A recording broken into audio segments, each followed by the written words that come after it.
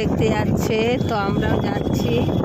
আমরা অন্য বছর 13 তারিখে যাই, 14 তারিখে গাজন একদিন আগের থেকে যাই, কিন্তু এবছর যেতে পারিনি। তো দেখো সকলে গাজন দেখতে যাচ্ছে। আর গাজন দেখার টাইমটাও খুব সুন্দর, দুপুরবেলা, অথচ রোদ, একদম রোদ নেই, তাই ভিড়টা একটু বেশি হবে। অনেক দূর দূর থেকে এগুলো হেঁটে হেঁটে আসছে গাজন দেখতে। আমরাও যাচ্ছি।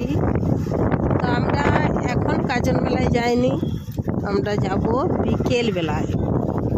বিকেলের টাইমটায় একটু বেশি জমে।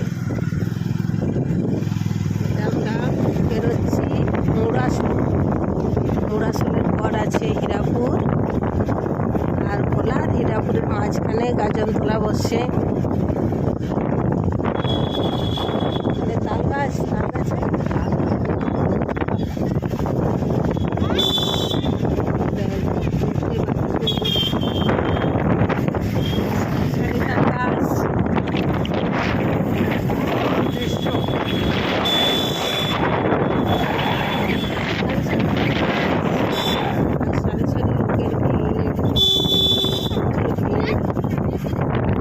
আর এখানে সমিতদার মুরগি, এই যে সমিতদার মুরগি পাওয়া যাবে